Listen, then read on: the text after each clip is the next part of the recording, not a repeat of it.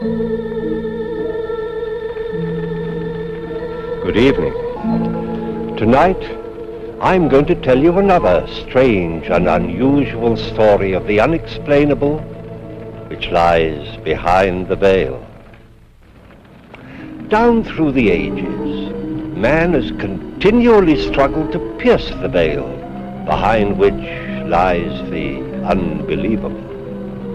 Many things which were completely beyond our comprehension as recently as 100 years ago are readily understood today. Maybe not then assume that happenings for which we have no explanation now will in time be understood by those who follow after us. Our story tonight is again based on an actual account from this dark world which lies beyond our knowledge.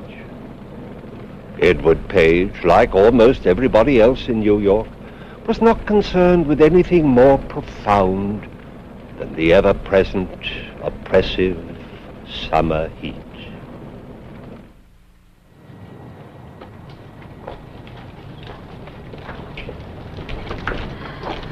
Good evening, Mrs. Foley. Good evening. Good evening, Mr. Page.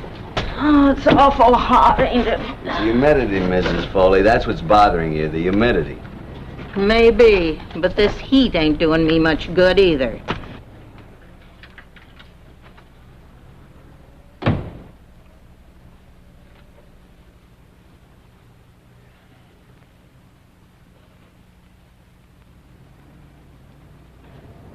Probably gone to put on soup for his supper again.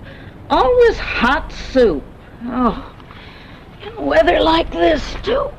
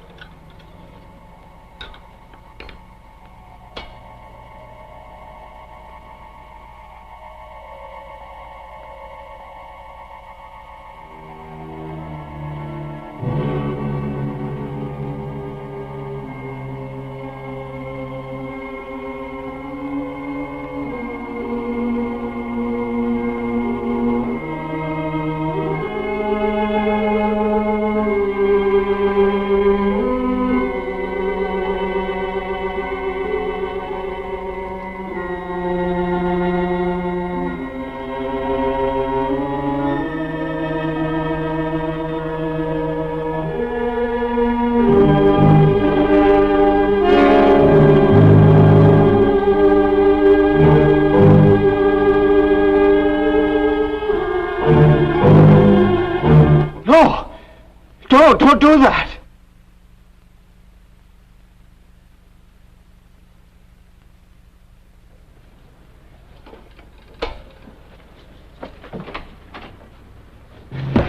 It's murder. I saw a man kill a woman. Where? Apartment across the way, third floor back on the corner. I gotta get the police. Murder? Police?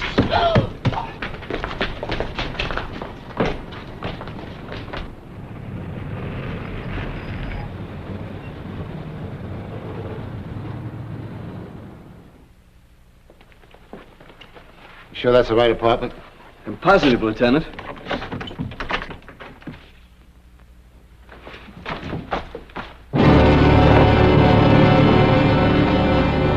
It's empty. The woman, she isn't here. Maybe it's the wrong apartment, huh? No, it's the right one. There's my room right opposite this window. Look around you, Page. There's no body, no sign of a crime. I don't care. It happened. I know I saw it, but I don't know what happened to the furniture. Please, Sergeant, I know I saw it. The woman was blonde. She was brushing her hair. It was very pretty. She fell right over there. The killer was hiding right there. He wore shiny black leather gloves, and he had this flashlight, and he came up behind her, and I know what you're thinking. You don't want to believe me, but I'm not lying. I know I saw it. Sure, you saw it. But now we gotta figure out what happened. Let's go over to your room. There must be some mistake. There's no mistake. While you're doing all this, the killer's getting away. I can describe him for you exactly. With a description, you could catch him. You charge him with what? Murder and robbery. He robbed her purse and he took the jewelry out of the box. It was right there. Her purse was on the couch. Let's go back to your place, huh? We'll leave the lights on in here so we're sure we get the right apartment.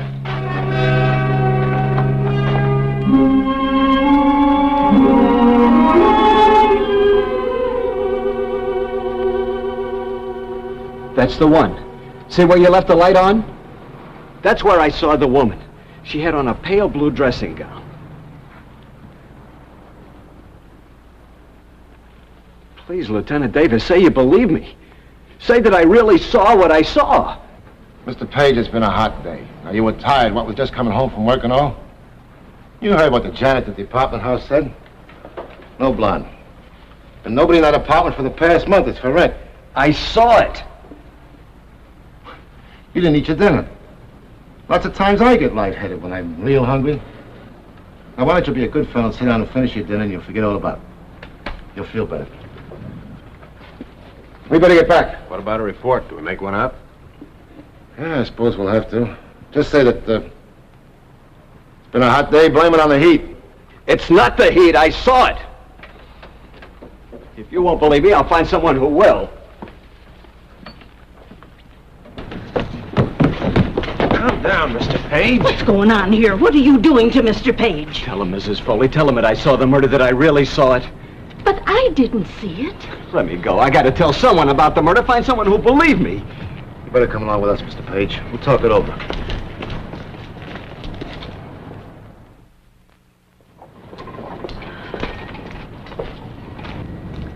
I beg your pardon. I'm trying to find the apartment that's for rent. 345 48th Street. Oh, it's in the next block, honey. Right back of this building. Thanks so much. In the next block, she wants an apartment.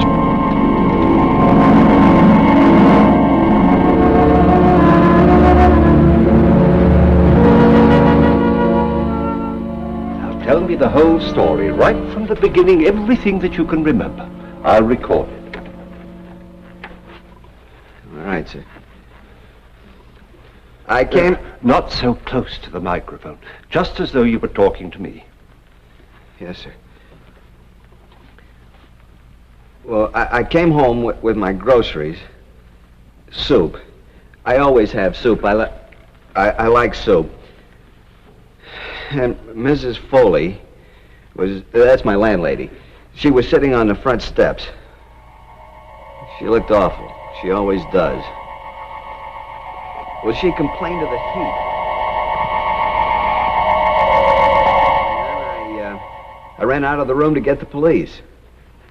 That's all? Yes, sir. Thank you. Mr. Page, you have an amazing eye for detail and the most retentive memory. Doctor, when it's murder, you see, you remember. You keep on using the word murder. Now, how do you know the woman was dead? She was hit on the head, that's true, but she might only have been unconscious. She must have been dead. He hit her hard. It was a flashlight. Doctor, when can I get out of here? I'll send you home as soon as possible. What sort of work do you do? Well, I'm just a shipping clerk. But they count on me. I keep track of things. Mr. Wonder, he's my boss, says I have a fine memory, like you said. You can go back to your room now, Mr. Page. And you won't need any more sedation.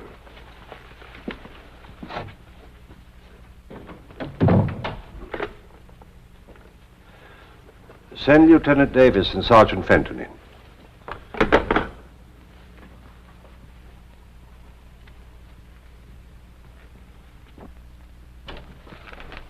Morning, Doctor. Morning. Lieutenant, Sergeant. Page come out of it yet? I'm afraid Page isn't going to come out of it, as you call it. Well, that's too bad. He's a nice little guy. Nothing for him to come out of. He's as sane as you and I. Wait a minute, Doc. Suppose you speak for yourself. There's no form of dementia that I've ever seen or studied. I'm convinced that Page saw something real. I've been around a long time, Doc. Some guys sit around looking in other people's windows. Well, they see quite a bit. But most of it isn't murder. Page didn't seem like that kind of man. He was worried and scared by what he saw. I don't think he's that kind of man either. Page is an oddball. He doesn't add up. Everything says he's honest. And he tells us a story we can't believe. We'll keep him here a little longer. I'll run some tests on him. I've never seen a case like this before. That's your worry, Doctor. Ours is over. We go on the facts, and there aren't any in this case.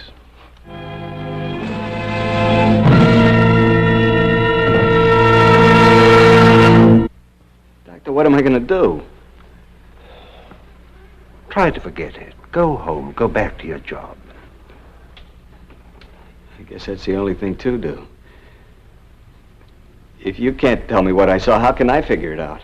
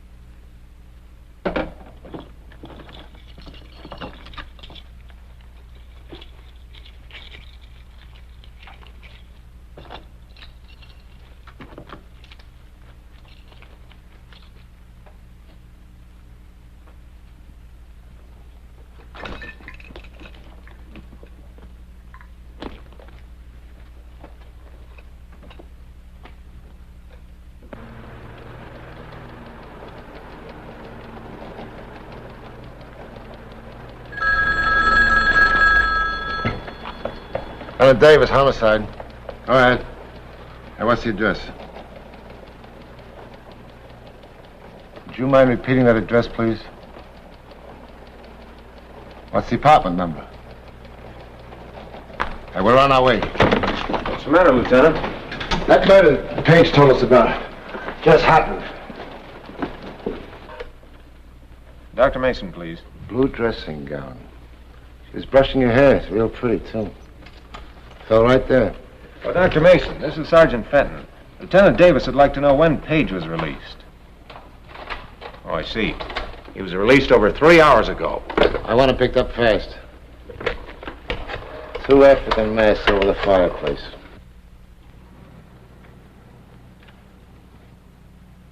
Sergeant Fenton, Hang up. I'll call you right back.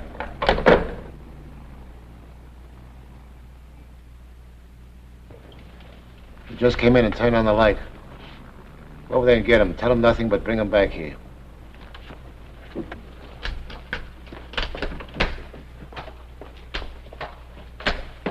Lieutenant? Hey, Doc. Hot night. Miserable weather.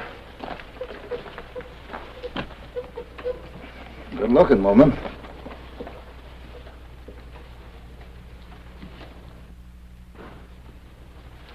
Usual blunt instrument. How about a flashlight? Ever hear of a murderer describing his crime to the police before he commits it? Sure thing. Makes a killer a big man. Dare you to catch me kind of thing. I wish this were that simple. The only trouble is he described the furniture in here ahead of time. There was no way he could have seen it. Sound like you need some salt tablets. This heat's murder. Yeah, there's nothing I can do. I'll send the boys up.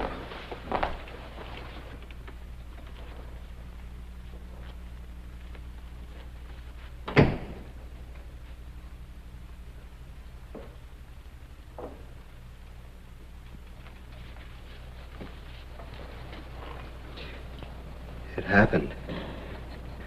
Just like I told you. That's right, Page. Just like you told us. Everything's the way I saw it.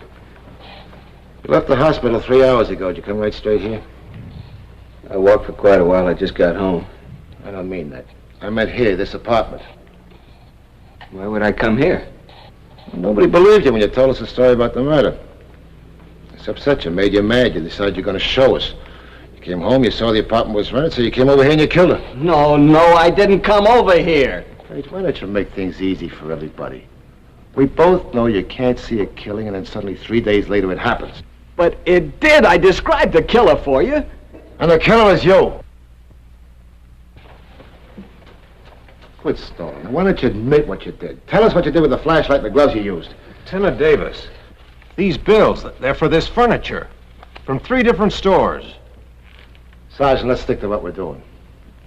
There's no other answer. Page, you killed her. But Page described this furniture before the woman even bought it. And she was in Chicago 3 days ago. She's never been in New York before in her life. How could Page have described her? I'm willing to admit I can't explain how he could describe the furniture or the woman. But I do know how he had a chance to come over here and kill her. But I didn't, Lieutenant. I didn't kill her. If we don't all keep calm around here, I'm the one that's going to wind up in Bellevue. Let's face it, Page. You could have prevented all this. If you guarded the apartment, you might have saved her life. Nevertheless, you're still my #1 suspect. I saw the killer. That means you can find him. I gave you a description. I know I have. But it's not enough. Let's get out of here.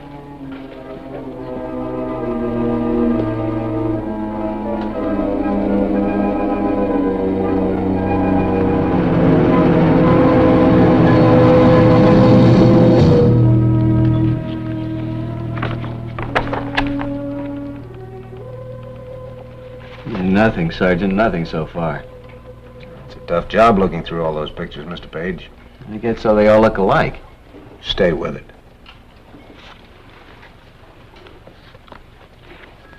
It's a pretty good description you got out of him, Doc. Better than I could do. Very few witnesses have the power of observation that Mr. Page has. I'll say that for him. He saw plenty. It's still not enough. How about the way the crime was committed, the nature of it? Oh, that's pretty standard. Look for an open door, rap on the head, take the valuables. A dime a dozen. It's the smart ones we nail. The ones that figure out their own clever way to commit a crime. Well, if that's all the help you can give us, I guess it'll have to do. Let's see how they're doing in there.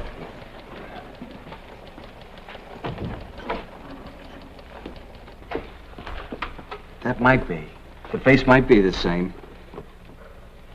I don't know. The nose isn't the same. Up there at the bridge, the killer's nose was flatter. That's Ben Burton. He's out of circulation. He's got 5 years to serve before parole. I don't think it's any use. Of course it's some use. A woman's been murdered here. Let's start all over again. Now, gentlemen, please relax. Now, there's a very good idea. Let's all have a cup of coffee, and perhaps it'll clear our thinking. Now, Mr. Page, you've been most cooperative, but if we could help you to remember just one more thing. All right, Doctor. When you saw him hit her, what did you do? I hollered. No, don't do that. Did he hear you? Well, no, he couldn't hear me because the window was closed and his ear... Wait a minute. His ear, his left ear, it was, what do you call it? Prize fighters have them. Cauliflower ear? That's it, his left ear, he had one. That does it. That's what I need. Something to work on. Come on, Fenton. We'll get out the new description. This time we'll add a cauliflower left ear. Well, Mr. Page, I think you can go home now. I'd rather not. I couldn't sleep now. Not until the job's finished. I need to talk to that man. It may be some time before the police can find him. I'll wait a while. It'll be easier. You see, Dr. Mason, you want to know what this is about because you're a psychiatrist. I have to know just to be able to live with myself.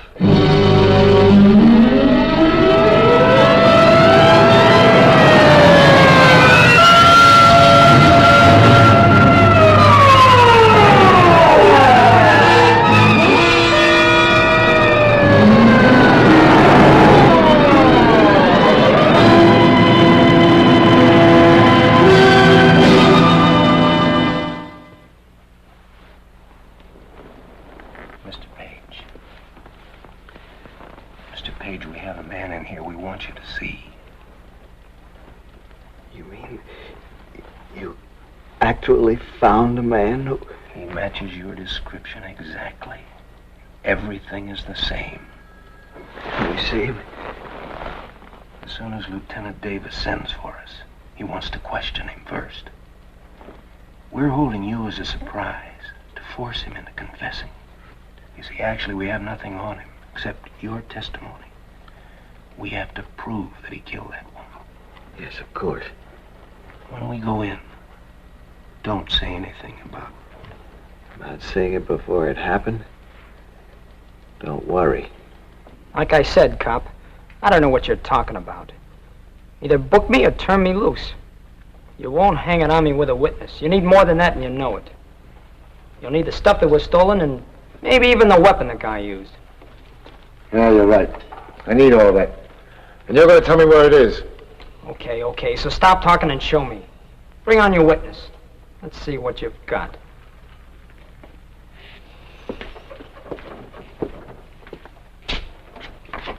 Don't go away. Don't worry. I can't wait to see how this turns out.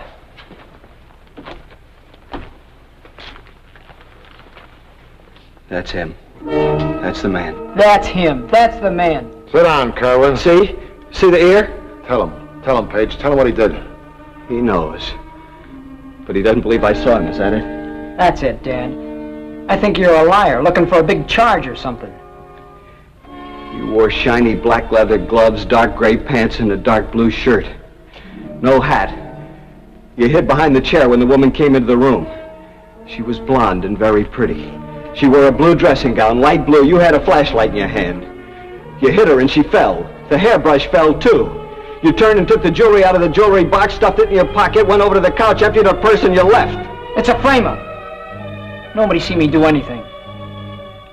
You're trying to scare me. This guy's a fake. You brought him in just to work on me. The arm. When he put his left arm around her neck, she bit him. That's why he rubbed his arm. Maybe the bite mark's still there. Roll up the sleeve, Ed.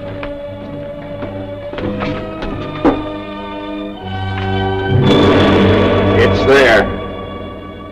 I know. You didn't mean to kill her.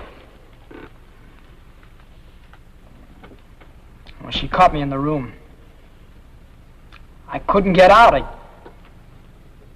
Take him away, Fenton.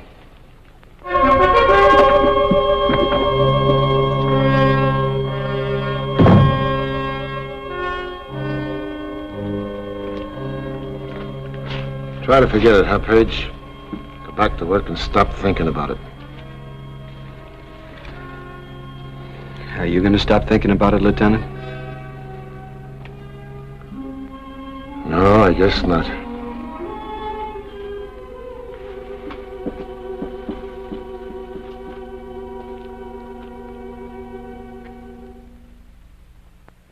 Edward Page returned to work 2 days later, but he was not, nor would he ever be, the same man who left work such a short time before.